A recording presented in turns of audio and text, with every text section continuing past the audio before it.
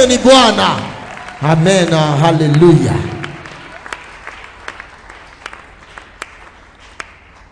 Pendant que nous restons debout, nous allons faire notre acte de foi. Nous allons effectuer les acclamations de la traversée pendant 1 minute. Hallelujah. Yes. Tunakushangilia, tunakushangilia, tunakushangilia, tunakushangilia. Hallelujah, hallelujah, hallelujah, hallelujah, hallelujah, hallelujah, hallelujah. Yesu uko mwema. Yes, yes, yes, yes, yes.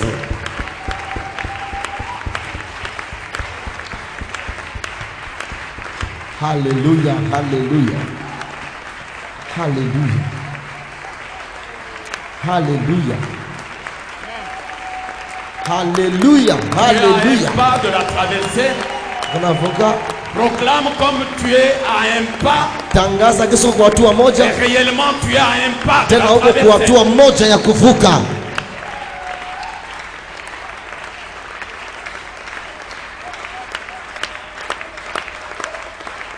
Gloire à Dieu. Gloire à Dieu. Utukufu kwa Mungu.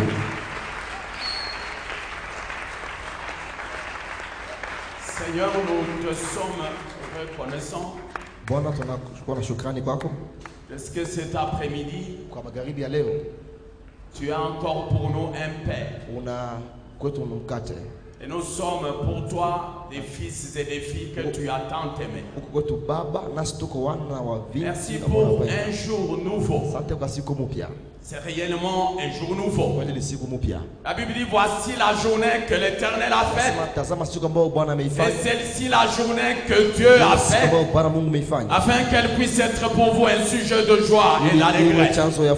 Merci Seigneur, parce que réellement nous sommes dans la joie. Réellement nous sommes dans l'allégresse. Parce que nous sommes devant une journée que toi tu as fait. Merci pour tout. Laisse que l'honneur te revienne. Que l'éternité te revienne. Laisse que ce moment soit encore pour toi. Que toi tu règnes en maître suprême. Dans le nom de Jésus, nous avons ici prié. Amen. Amen. Bien-aimés, nous restons debout. Nous restons debout.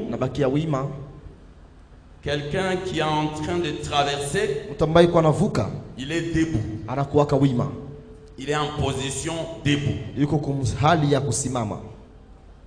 Nous sommes dans notre texte de base.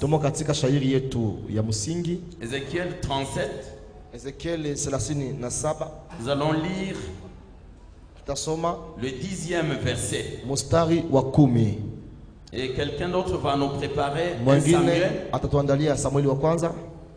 Samuel chapitre 1 verset 1er jusqu'au 10e verset.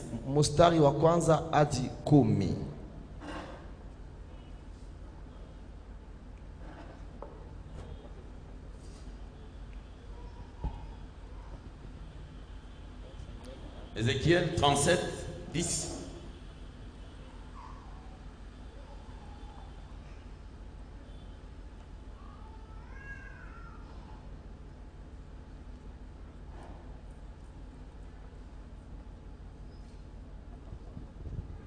Ézéchiel chapitre 37, verset 10. Nous lisons la parole de Dieu. Ézéchiel chapitre 37, le verset 10. Je lis au nom de Jésus-Christ. Amen. J'ai prophétisé selon l'ordre qui m'avait donné. Et l'Esprit entra en eux et ils prirent vie. Et ils s'étèrent sur leurs pieds. C'était une armée nombreuse, très nombreuse. 1 Samuel chapitre 1er, verset 1 à 10. Je lis dans le nom du Seigneur Jésus. Amen. Il y avait un homme de Ramathaïm, Sophim, de la montagne d'Éphraïm, nommé Elkana, fils de Jéroham, fils de Liou, fils de Tohu, fils de Tsouf, Ephrasien. Il avait deux femmes, dont l'une s'appelait Anne et l'autre Pénina. Pénina avait des enfants, mais Anne n'en avait point.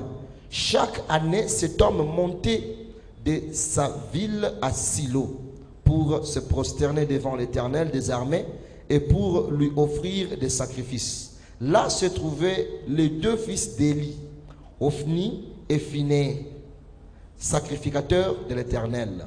Le jour où Elkana offrait son sacrifice, il donnait des portions à Pénina, sa femme, et à tous les fils et à toutes les filles qu'il avait d'elle. Mais il donnait à Anne une portion double, car il aimait Anne, que Dieu avait rendue stérile. Sa rivale lui prodiguait les mortifications pour la porter à s'irriter de ce que l'Éternel l'avait rendue stérile. Et toutes les années, il en était ainsi. Chaque fois qu'Anne montait à la maison de l'Éternel, Pénina la mortifiait de la même manière. Alors, elle pleurait et ne mangeait point. Elkana, son mari, lui dit: Anne, pourquoi pleures-tu et ne manges-tu pas? Pourquoi ton cœur est-il triste? Est-il attristé? Est-ce que je ne vaux pas pour toi mieux que 10 fils? Anne se leva après que l'on eut mangé et bu à Silo. Le sacrificateur Élie était assis sur un siège près de l'un des poteaux du temple de l'Éternel. Et l'amertume dans l'âme, elle pria l'Éternel et versa des pleurs. Amen. Amen. Nous allons prendre nos places.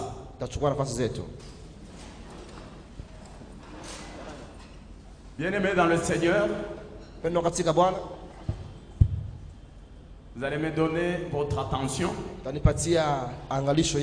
saisir la pensée de Dieu pendant quelques minutes. Pendant quelques minutes. Bien-aimés, comme nous l'avons tous lu, dans le deuxième texte, notre deuxième lecture, la Bible nous parle d'un homme qui s'appelle Elkana. C'est un homme, la Bible dit, qui avait 2 femmes. L'une s'appelait Anne et l'autre Pénina. La Bible dit ceci, bien-aimé dans le Seigneur: Anne n'avait pas d'enfant. Pénina avait 2 enfants. Le problème de la stérilité. Un problème sérieux. Un problème sérieux. Bien-aimé, que tu entendes parler de cela, mais que ça ne soit pas ton cas. Que tu ne vives pas cela. Que tu entendes seulement parler de la stérilité. Que tu entendes dire: tel est stérile, tel a fait 2 ans, tel en est déjà à son 5e année, tel autre c'est 10, tel autre 15-20 ans, mais pas d'enfant. Pas d'enfant. Quelle tristesse. Quelle amertume. Surtout chez nous en Afrique. Quelqu'un se marie, 2 mois passent, on commence à la regarder 2 fois. Tu passes, on te regarde une fois, et on te regarde pour la 2e fois.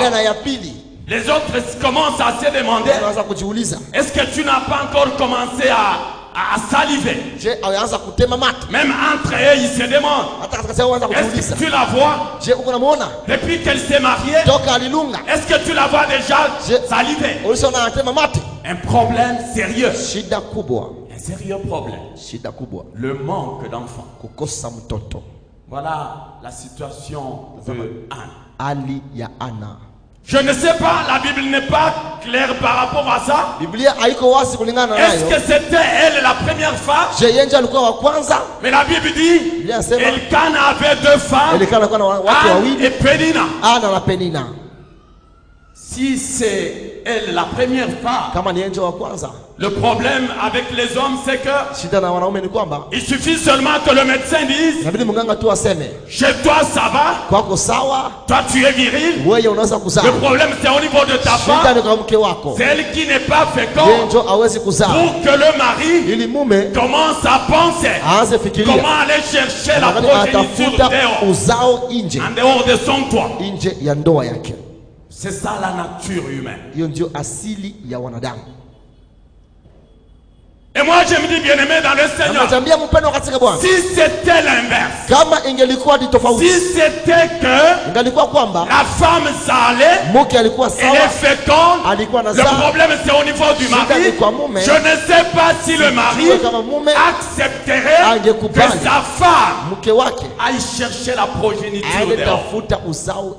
Je ne sais pas. Mais je ne vois pas un seul homme l'accepter. Mais si c'est la femme, l'homme pense qu'il lui est permis d'aller chercher les enfants dehors au lieu de mutualiser dans pareil cas. Alléluia. Amen. Alléluia. Amen. Un problème sérieux. Bien aimé, la Bible dit ceci. Anne en souffrait terriblement. Elle est restée avec cette douleur de manière permanente. Comme si cela ne suffisait pas. Sa rivale Pénina, la Bible déclare, bien aimé dans le Seigneur, elle était en train de la mortifier à tout moment, dans le but de l'amener à s'irriter. Est-ce que l'Éternel l'avait rendu stérile? Pénina l'a mortifié. Pénina l'a mortifié. Il suffisait qu'elle la voie passer pour qu'elle lui jette des propos. Elle était devenue un objet d'humiliation, d'opprobre, de honte. Le fait de ne pas avoir des enfants, objet d'humiliation. Mais une bonne nouvelle pour toi ce soir, c'est que toi qui es dans pareil cas, ce soir tu vas faire la traversée, tu vas passer de l'humiliation à la restauration. Ce soir, je le répète, il y a une bonne nouvelle pour toi qui est dans une telle situation. Ce soir, les acclamations que tu as faites, ce sont des acclamations de la traversée. Et tu vas traverser l'humiliation et la restauration. Ce soir, nous allons acclamer le Seigneur.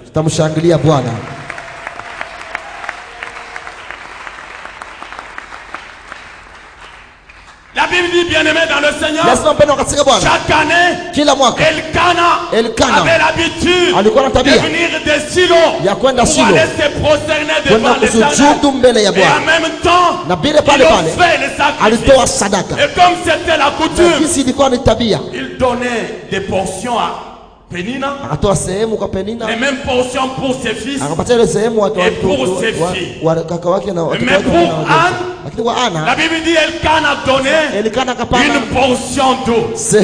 Et une portion double parce qu'il l'aimait. Comme si cela pouvait remplacer l'enfant. Une double portion. Alléluia. Amen. Alléluia. Amen. La double portion qu'Anne recevait ne pouvait nullement faire oublier à Anne qu'elle était stérile. Ça ne pouvait nullement faire oublier à Anne qu'elle manquait la progéniture. Ça ne pouvait pas lui faire oublier qu'elle n'avait pas de descendants. Une portion double.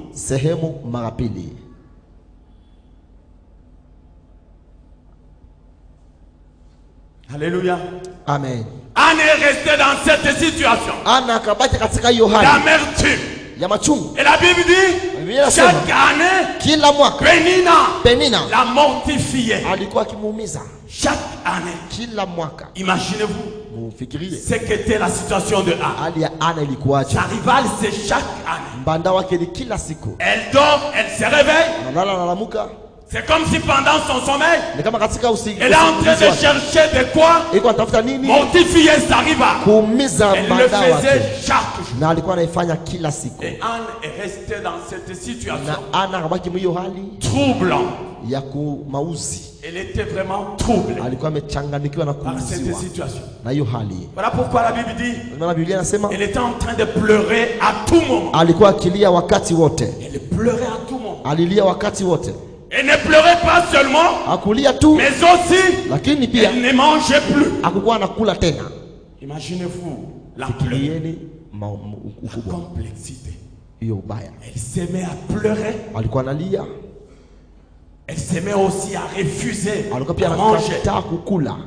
Elle fait ce qu'on appelle la grève de faim. Elle s'est dit à quoi ça me servirait que je sois en train de manger alors que mon cœur est dans l'amertume. Mon cœur est en train de saigner. Le manque d'enfant. Les mamans, nous sommes spécialistes dans ça. Nous sommes spécialistes dans ça. Il suffit que ta soeur soit dans une telle situation pour que cela soit pour toi une matière à longueur de journée, un sujet à débat à longueur de journée. Les mamans, nous sommes spécialistes.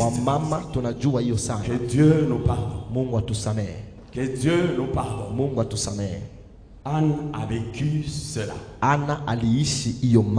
Elle a pleuré. Jusqu'au moment où son mari lui dit mais qu'est-ce que tu as à rester et demeurer dans la tristesse? Qu'est-ce que tu as à garder ton cœur dans l'amertume? Est-ce que moi, ton mari, je ne vaux pas aussi pour toi plus que 10 fils? Plus que 10 fils. Et moi je me dis les propos de Elkana, c'était des propos qui n'étaient pas mesurés. Et puis quand un mari peut remplacer un fils, et depuis quand un fils peut remplacer un mari, c'était des propos non mesurés. Un mari reste un mari, un fils reste un fils.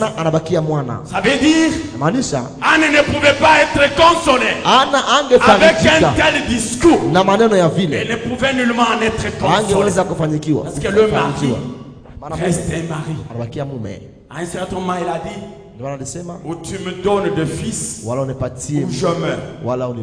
Si le mari valait les fils, Anne ne pourrait pas tenir un tel discours. Le mari reste le mari. Le fils reste le fils. Chacun a son rôle. Chacun a sa bénédiction dans la maison. Alléluia. Amen. Alléluia. Amen. Anne est passée par une telle situation. Mais cela n'a pas découragé outre mesure. Cela n'a pas découragé.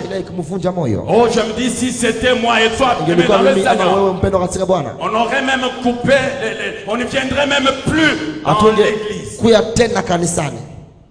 Je ne viendrai même plus. Toi, tu ne viendrais même plus. Parce que tu as un problème auquel tu n'as pas encore de réponse. Un problème pour lequel tu n'as pas encore de solution. Tu as prié, tu as prié, tu as prié. Si c'était moi, je ne servirais même plus le Seigneur. Si c'était toi, tu ne servirais même plus le Seigneur. Comme si le service à Dieu, il est lié au bien matériel. Comme si servir Dieu est égal au bien matériel. Est égal à l'exaucement, à nos prières. Non, bien-aimés dans le Seigneur, on ne sert pas Dieu parce qu'on est en train de viser un intérêt. On ne sert pas le Seigneur parce qu'on est derrière une intention. On ne sert pas le Seigneur parce qu'on s'est dit il faut que j'y aille, il faut que je le serve parce que j'attends de lui ça. J'attends de lui ça. J'attends de lui ça. Tu risques d'attendre longtemps. Tu risques d'attendre longtemps. Unaweza ngoja sana. Sers le Seigneur parce qu'il est Dieu. Tumikia Bwana maana ni Mungu. Sers le Seigneur parce qu'il t'a fait son serviteur. Tumikia Bwana maana amekufanya kuwa mtumishi wake. Sa servante. Amekufanya kuwa mjakazi wake. Mutumikie parce que si on pouvait se dire, on te met sur la balance des gens qui pouvaient bien être serviteurs, des gens qui pouvaient bien être servants, peut-être que la balance pencherait. La balance allait pencher vers le bas. Mais Dieu, en dépit de tes faiblesses, en dépit de tes inadéquations, en dépit de tes imperfections, il a fait de toi son serviteur. Il a fait de toi sa servante. Alléluia. Amen. Alléluia. Amen. Alléluia. Amen. Est-ce qu'il a fait de toi un serviteur parce qu'il attendait de toi un intérêt quelconque, un gain quelconque? Non, c'est loin de là. Il a fait de toi son serviteur. Sers-le sans attendre une contrepartie. Alléluia. Amen. Sers-le comme un aveugle. Sers-le comme quelqu'un qui n'a aucune intention. Sers-le comme quelqu'un qui n'a aucune requête. Sers-le comme quelqu'un qui ne s'attend à rien. Sers le Seigneur. Acclamons pour la parole de Dieu.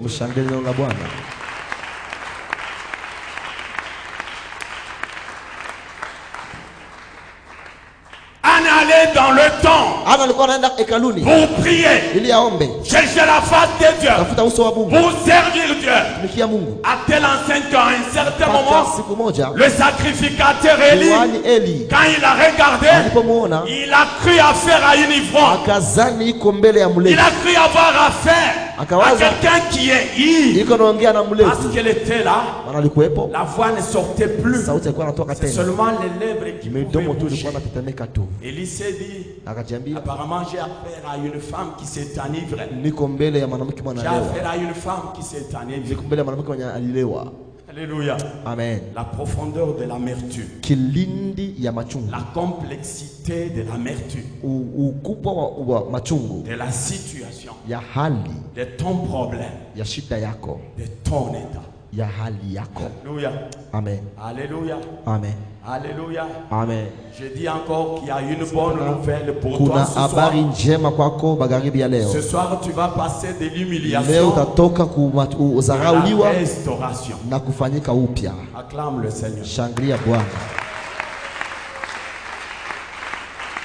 Bien-aimé dans le Seigneur, dans le deuxième texte que nous avons lu, Ézéchiel 37, 10, la Bible dit ceci, et j'ai prophétisé selon l'ordre que j'avais reçu de l'Éternel.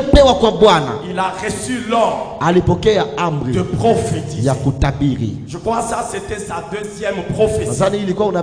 Lorsqu'il fallait qu'il appela l'esprit. C'était sa deuxième prophétie. Il dit prophétise et appelle de 4 vents l'esprit, afin que l'esprit vienne pour vivifier toutes ces personnes mortes. Il a prophétisé selon l'ordre reçu. Et l'esprit est venu.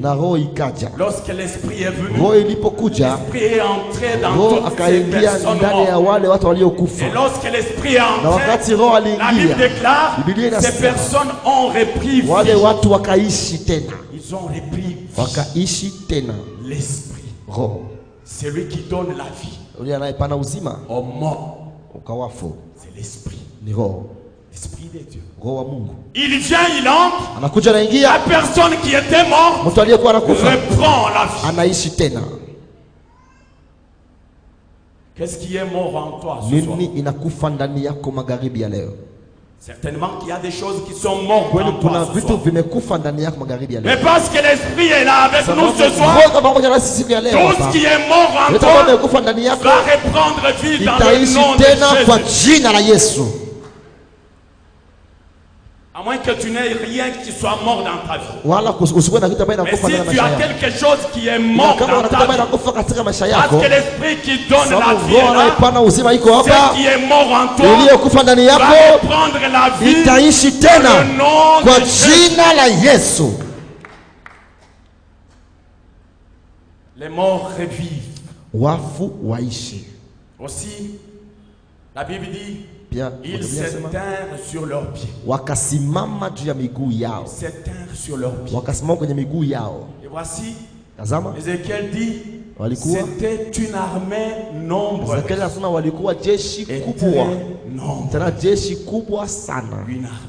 Jeshi. Il a eu affaire à une armée. Alikuwa mbele ya Et jeshi. une armée nombreuse. Tena jeshi Une kubwa sana. armée très nombreuse. Jeshi kubwa sana. Alléluia. Amen. Alléluia. Amen. Comme j'étais en train de vous le dire Kisi l'autre nilikuwa fois, nawaambia tena hiyo une siku. armée est composée des hommes. Jeshi inaundwa na watu. Principalement Kwanza des hommes. watu. Lorsque vous allez lire les classifications des armées dans le monde, Mutakapokuwa munasoma mipango ya majeshi le duniani, premier élément qui entre en ligne de compte, kitu ya kwanza ambayo inaingia ndani ce sont les effectifs ni idadi ya watu. des hommes de troupes. Watu walio Kama ndani ya wanasema. jeshi wanasema, wanawaita Les équipements, les autres, vyombo na vingine viennent en deuxième ou vinakuja troisième vya position. pili au vya tatu. Parce que moi je me dis, Maana nijambia ces équipements pouvaient beau être là, vile vyombo vinaweza kuwa pale, ces matériels pouvaient beau être vyombo là, vinaweza kuwa mais pale, aussi longtemps qu'il n'y aurait pas lakini des hommes de kama troupes, hakuna watu à quoi majeshi ça servirait? itakuwa ya maana gani? Ça ne servirait à rien. Haitakuwa na maana. Les hommes de troupes, Watu wa jeshi, une armée nombreuse, jeshi kubwa, une armée très nombreuse. jeshi kubwa sana. Alléluia, Amen, alléluia, amen, alléluia.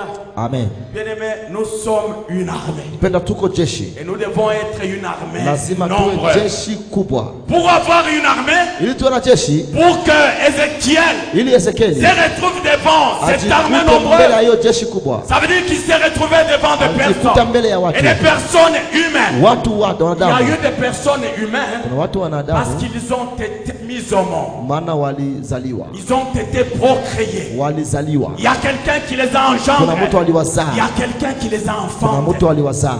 En d'autres termes, Nikusema s'il n'y avait pas quelqu'un qui avait fait cette œuvre de la procréation, akungekuwa mtu mwenye alizaa, on ne serait pas, Ézéchiel ne serait pas devant cette armée nombreuse. Ezekieli angekuwa mbele ya hiyo jeshi kubwa. Écoute-moi très bien. Nisikie vizuri, Donne-moi ton attention. nisikie vizuri. Ézéchiel se retrouve devant une armée. Ezekieli anakutana mbele ya jeshi Des personnes comme je l'ai dit. ya watu gisi nimesema. S'il n'y avait pas quelqu'un qui avait mis au monde, Kama akungekuwa mtu mwenye alizaa, Ézéchiel ne verrait pas cette armée nombreuse. Ezekieli hangeona ile jeshi kubwa. Alléluia. Alléluia. L'armée est là Jeshi iko parce pale qu'il y a quelqu'un qui a mis au monde. maana kuna mtu alizaa. Bien-aimé dans le Seigneur, Pendo katika Bwana, on entend ça dans nos familles. nasikia hiyo katika majamii. Quelqu'un qui vient chez toi, Mtu anakuja kwako, il trouve que tu as un bon nombre d'enfants. uko na watoto, Le langage, c'est quoi? musema ni Il nini? dit, Anasema on a jeshi kubwa. tu as une grande armée, On a jeshi kubwa. tu as une grande armée. Est-ce que si tu n'avais pas mis au monde ces Mais, enfants, je aungelizaa wale watoto, est-ce que tu aurais cette armée? je ungekuwa na hiyo La jeshi? réponse est non. Jibu ni hapana. En d'autres termes, Sengine musema, est-ce que quelqu'un pouvait aller chez Anne je mtu angeenda kwa Ana et lui dire, na anamwambia Anne, Ana, tu as une forte armée, uko na jeshi on kubwa, a jeshi kubwa? tu as une grande armée? Non. Hapana, Parce qu'Anne n'avait pas d'enfant. maana Ana hakuwa na watoto. Alléluia. Amen. Parce qu'Anne n'avait pas d'enfant. Maana Hana hakuwa na On watoto, ne pouvait pas lui dire, hawangeweza tu mwambia as une grande armée. uko na jeshi Il kubwa, n'avait pas d'enfant. hakukuwa na D'où watoto. viendrait cette grande Ile armée? jeshi ingetoka wapi? Alléluia. Amina. D'où viendrait cette grande armée? Ile jeshi ingetoka wapi? Les enfants, Watoto, comme je l'ai dit, si nimesema, constituent une armée pour la famille. nakuwa jeshi kwa ajili ya mwanamke, Pour la famille. kwa ajili ya jamaa. Une armée. Jeshi Parce qu'Anne n'en avait pas. maana Ana On hakukuwa ne pouvait nao, pas lui dire, tu hawangeweza as une armée. kumwambia uko na Il jeshi, n'en avait pas. hakukuwa nayo. Alléluia. Amen. Anne a souffert de ce problème. Ana aliteseka na hiyo shida.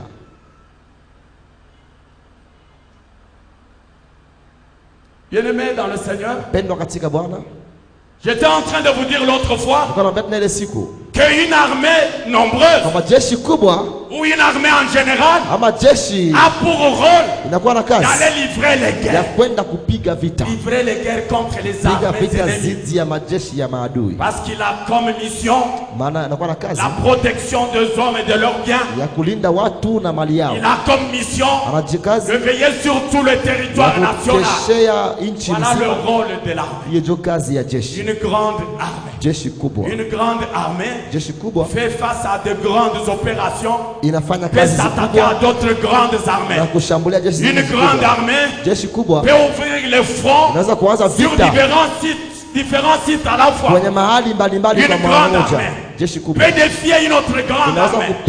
Alléluia. Amen. Alléluia. Amen. Ézéchiel a vu une grande armée et une armée nombreuse.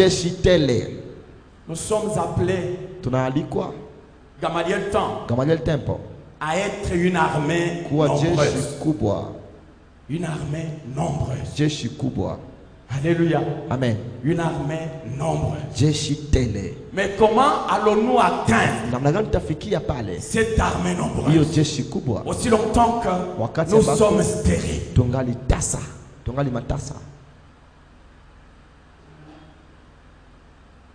Est-ce qu'on peut venir chez toi et lorsqu'on te regarde, on dit tu as une grande armée? Est-ce que ça peut être ça? La réponse est non, parce que tu es stérile. Tu es stérile. Depuis combien d'années tu es à l'église? Qui de 5 ans? Qui de 10 ans? Qui de 20, de 30? Mais 0 enfant. Comment veux-tu que tu aies affaire à une armée nombreuse? Alléluia. Amen. Comment veux-tu que tu aies affaire à une armée nombreuse? Ça veut dire une armée qui peut se dire, ce groupe ici, vous allez effectuer une campagne d'évangélisation. Ce groupe ici, vous allez faire l'apostolat à l'hôpital. Vous autres ici, vous allez à l'hôpital. Vous allez au niveau de la prison. Vous aussi, vous allez là-bas. Il faut une armée nombreuse. Une armée nombreuse. Mais d'où nous viendra cette armée nombreuse? Afin de nous permettre de faire face à tous ces problèmes tout autour de nous. D'où nous viendra cette armée nombreuse? Alléluia. Amen. Ézéchiel vit que l'armée était nombreuse. L'armée nombreuse, ce n'était pas des anges qui étaient descendus du ciel. C'est des gens que les autres avaient enfantés. C'est des gens que des humains comme toi et moi avaient donné naissance. Des gens à qui on avait donné naissance. C'est cette armée-là. Est-ce que tu es prêt pour donner naissance? Afin que Gamaliel Temple ait une armée nombreuse. Est-ce que tu es prêt?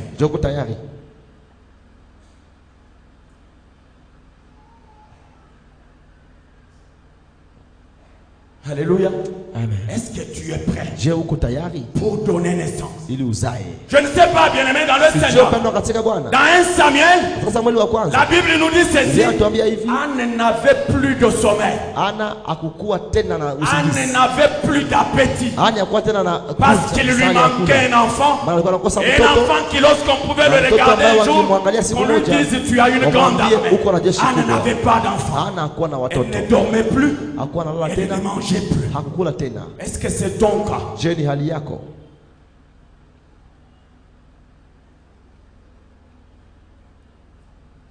Depuis autant d'années, dans l'église, aucun enfant, 0 enfant. Mais tu peux manger, tu peux boire, tu peux aller dans la fête, tu peux rentrer chez toi, tu peux te reposer bonnement, tu peux avoir le sommeil sans enfant.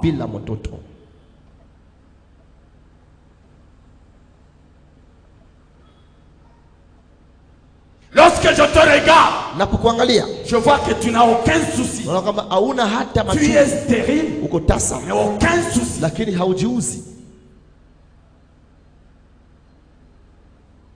Aucun souci. Tu te contentes de ce que tu es. Aucun souci. Mais Anne ne mangeait plus. Parce que toi tu peux ne plus manger. Parce que tu es stérile. Parce que tu n'as jamais apporté une âme à l'église. Tu n'as jamais apporté une âme à l'église. Tu n'as jamais apporté une âme au Seigneur. Est-ce que tu peux ne pas manger à cause de cela?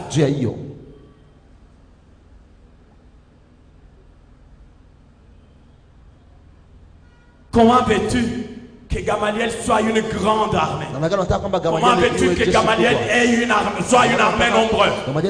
Si toi tu ne veux pas mettre au monde, tu ne veux pas mettre au monde, et cela ne te soucie même pas.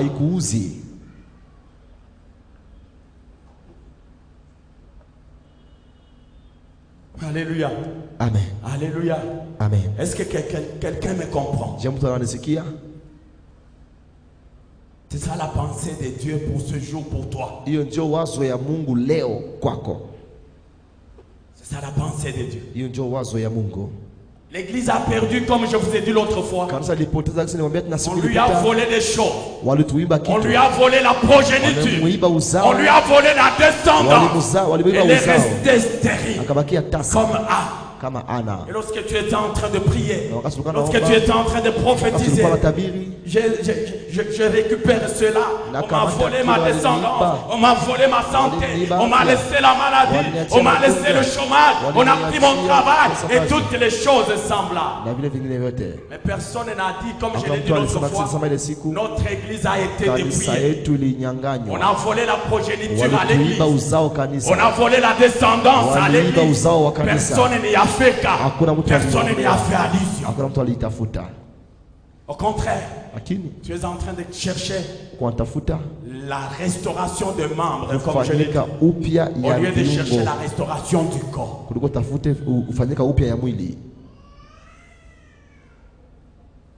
Tu te contentes, tu peux venir, et dimanche tu regardes, il y a des sièges vides, tu entres, tu pries, tu adores, tu déposes ton offrande, tu rentres, aucun souci, aucune stratégie, aucun plan, tu te contentes. Mais laisse-moi te dire ceci, bien-aimé dans le Seigneur. Le siège vide qui est à ton côté, il peut être devant toi, il peut être derrière toi, à gauche ou à droite.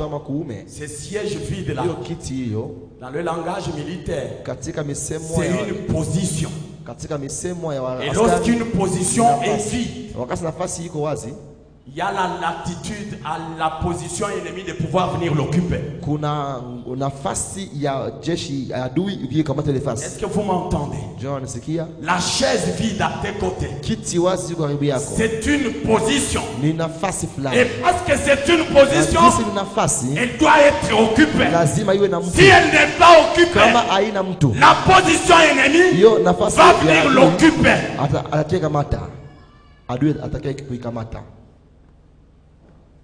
Est-ce que je me fais comprendre? La position ennemie va venir pour l'occuper. Parce qu'elle est vide. Vous aviez appris comme moi le mois passé, dans le nord Kivu là-bas, il y a une position que les FARDC avait abandonné et les troupes ennemies sont venues l'occuper. L'occuper parce qu'elle était vide. Une position qui n'était pas occupée. Alléluia. Amen. Alléluia. Amen. La position qui n'est pas occupée, l'armée ou la force ennemie va venir pour l'occuper. Et comme je l'ai dit l'autre fois, ton ennemi c'est sur le champ de bataille. Ton ennemi ce n'est pas ici. Tu risques de quitter. Tu pars pour aller combattre l'ennemi sur le champ de bataille, alors que tu as laissé un autre ennemi à côté de toi, sur la chaise qui était vide. Est-ce que je me fais comprendre? Si le siège va continuer à rester vide, la position ennemie viendra pour l'occuper. Et parce que tu te dis qu'ici il n'y a pas d'ennemi, ici nous sommes tous les enfants de Dieu, tu vas alors t'élever pour aller chercher l'ennemi et le combat. Et lorsque tu seras en train de partir, tu auras laissé un autre ennemi derrière toi. Je ne sais pas si ça passe. Je ne sais pas si ça passe. C'est cela la pensée de Dieu. C'est ce que le Saint-Esprit m'a communiqué. Alléluia. Amen. Ça veut dire, bien-aimé dans le Seigneur, pour combler ces sièges vides, tu dois avoir envie d'enfanter. Tu dois avoir envie de donner naissance. Tu dois avoir envie de procréer. C'est ça qui te donnerait la paix. Anne attendait à avoir un enfant pour avoir la paix. Ça veut dire, aussi longtemps qu'elle resterait sans enfant, elle resterait sans paix dans sa vie. L'enfant a procuré la paix, la quiétude, la joie dans la vie de Anne, parce qu'elle l'a eu, parce qu'elle a procréé. Toi aussi, bien-aimé, aussi longtemps que tu ne vas pas procréer pour que tes enfants occupent ces chaises vides, tu n'auras pas de paix. Tu vas manquer la paix. Et alors, parce que tu as besoin de la paix, parce que tu as droit à la paix, accepte de procréer, accepte de donner naissance, afin que ces sièges vides soient occupés. Et on viendra chez toi, et lorsqu'on viendra chez toi, on va dire, tu as une grande armée, une armée nombreuse. Amen.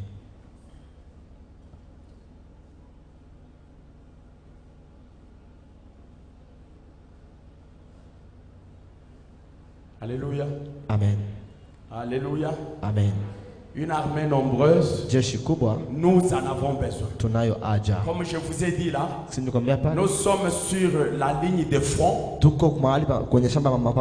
il y a plusieurs fronts tout autour de nous. Nous avons besoin d'une armée nombreuse afin de pouvoir nous lever et nous attaquer à tous ces fronts, tous ces petits fronts tout autour de nous.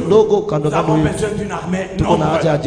Cette armée nombreuse ne viendrait pas aussi longtemps que toi tu es assis, tu te contentes de ce que tu es, l'absence de cet enfant, la stérilité que tu as ne te préoccupe pas. Aussi longtemps que cela ne va pas te préoccuper, tu ne te lèveras pas, tu n'iras pas dans le temple, tu n'iras pas dans la maison de Dieu afin d'aller implorer la grâce de Dieu, afin que Dieu te donne la progéniture, afin que Dieu te donne la descendance. Alléluia. Amen. Alléluia. Amen. Une armée nombreuse.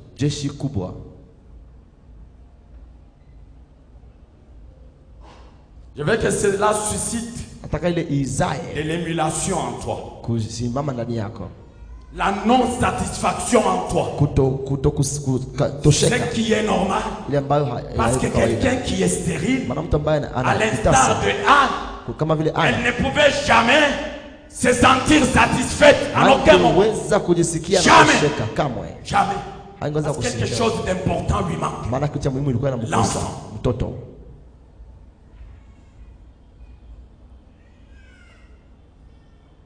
Cette église, que tu aies un mois, si tu n'as pas encore amené une âme au Seigneur, ça veut dire que tu es frappé de la stérilité. Parce que tu es frappé de la stérilité, cela ne devrait pas te laisser calme. Cela ne devrait pas te laisser tranquille.